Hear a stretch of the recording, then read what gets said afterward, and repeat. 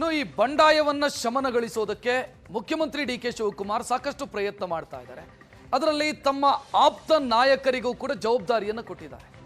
ಯಾರು ಸಿಟ್ಟಿಗೆದ್ದಿದ್ದಾರೋ, ಯಾರು ಅಸಮಾಧಾನಗೊಂಡಿದ್ದಾರೋ ಅವರನ್ನ ಸಮಾಧಾನ ಪಡಿಸೋದಕ್ಕೆ ಸಮುದಾಯವಾರು ನಾಯಕರಿಗೆ ಜವಾಬ್ದಾರಿ ಕೊಟ್ಟಿದ್ದಾರೆ.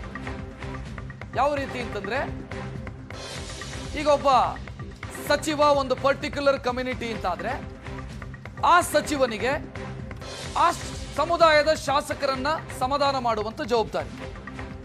ಎಂ ಕೃಷ್ಣಪ್ಪ ಮತ್ತು ಟಿ.ಬಿ. ಜಯಚಂದ್ರ ಅವರನ್ನ ಸಮಾಧಾನ ಮಾಡೋದಕ್ಕೆ ಚಲುವರಾಯಸ್ವಾಮಿ, ಯಶವಂತರಾಯಗೌಡ ಪಾಟೀಲ್ ಅವರ ಸ್ನೇಹಿತ ಬಾಲಕೃಷ್ಣ ಅವರಿಗೊಂದು ಜವಾಬ್ದಾರಿ ಕೊಡಲಾಗಿದೆ. ಲಿಂಗಾಯತ ಶಾಸಕರ ಸಿಟ್ಟು ತಣಿಸೋದಕ್ಕೆ ಲಕ್ಷ್ಮಣ್ ಸವದಿ ಅವರಿಗೆ ಅವಕಾಶ ಕೊಡಲಾಗಿದೆ ಅಥವಾ ಜವಾಬ್ದಾರಿ ಕೊಡಲಾಗಿದೆ. ಎಚ್.ಕೆ. ಪಾಟೀಲು, ಈ ಲಕ್ಷ್ಮೀ ಹೆಬ್ಬಾಳ್ಕರ್ ಇವರ ಸಿಟ್ಟು ತಣಿಸೋದಕ್ಕೆ. ದಲಿತ ಸಮುದಾಯದಲ್ಲಿ ಪರಿಶಿಷ್ಟ ಪಂಗಡದ ಶಾಸಕರನ್ನ ಮನವೊಲಿಸೋದಕ್ಕೆ ಸತೀಶ್ ಜಾರಕಿಹೊಳಿ ಮತ್ತು ಪರಿಶಿಷ್ಟ ಜಾತಿಯ ಶಾಸಕರನ್ನ ಮನವೊಲಿಸೋದಕ್ಕೆ ಪ್ರಿಯಾಂಕ್ ಖರ್ಗೆ. ಈ ರೀತಿ ಸಮುದಾಯವಾರು ಜವಾಬ್ದಾರಿಯನ್ನು ಕೊಡಲಾಗಿದೆ. ಅಂದ್ರೆ ಅಧಿಕಾರ ಮಾತ್ರ ಅನುಭವಿಸಬೇಡಿ, ಸಂಕಷ್ಟ ಬಂದಾಗ ಪಕ್ಷದ ಜೊತೆಗೆ ನಿಲ್ಲಿ, ಪಕ್ಷದ ಸಮಸ್ಯೆಯನ್ನು ಬಗೆಹರಿಸಿ ಅಂತ ಮುಖ್ಯಮಂತ್ರಿ ಸೂಚನೆ ಕೊಟ್ಟಂಗಿದೆ.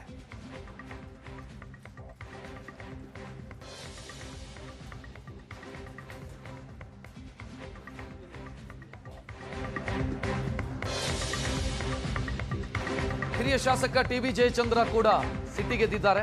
ಮನವೊಲಿಸುವ ಪ್ರಯತ್ನ ಆಗ್ತಾ ಇದೆ. ಈಗ ಅವರು ಮತ್ತೊಂದು ನಿರ್ಧಾರ ತೆಗೆದುಕೊಳ್ತಾ ಇದ್ದಾರೆ. ವಿಧಾನಸಭೆಯಲ್ಲಿ ನನಗೆ ಪ್ರತ್ಯೇಕ ಆಸನದ ವ್ಯವಸ್ಥೆ ಮಾಡಿ,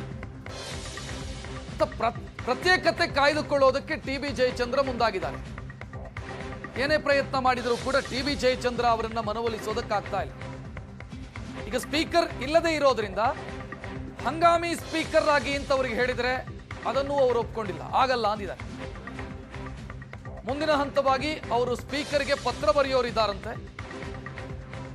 ಪ್ರತ್ಯೇಕ ಆಸನದ ವ್ಯವಸ್ಥೆ ಮಾಡಿ, ನಾನು ಆಡಳಿತ ಪಕ್ಷದ ಜೊತೆಗೆ ಇರಲ್ಲ, ಕಾಂಗ್ರೆಸ್ ಶಾಸಕರ ಜೊತೆಗೆ ನಾನು ಇರೋದಿಲ್ಲ, ಅಥವಾ ನನಗೊಂದು ಪ್ರತ್ಯೇಕ ಆಸನದ ವ್ಯವಸ್ಥೆ ಮಾಡಿ ಅಂತ ಟಿ.ಬಿ. ಜಯಚಂದ್ರ ಸ್ಪೀಕರ್ಗೆ ಪತ್ರ ಬರೆಯುವಂತ ನಿರ್ಧಾರ ತೆಗೆದುಕೊಂಡಿದ್ದಾರೆ.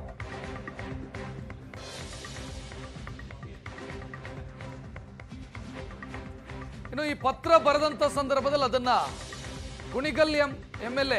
ಡಾಕ್ಟರ್ ರಂಗನಾಥ್ ಅವರು ಆ ಪತ್ರವನ್ನೇ ತೆಗೆದುಕೊಂಡು ಹೋಗಿದ್ದಾರೆ ಅನ್ನುವಂಥ ಮಾಹಿತಿಯು ಕೂಡ ಸಿಗ್ತಾ ಇದೆ.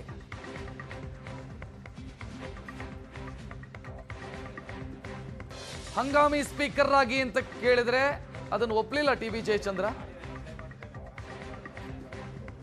ಆಡಳಿತ ಪಕ್ಷದಿಂದ ಅಂತರ ಕಾಯ್ದುಕೊಳ್ಳುವಂತ ನಿರ್ಧಾರಕ್ಕೆ ಟಿ.ಬಿ. ಜಯಚಂದ್ರ ಬಂದಿದ್ದಾರೆ.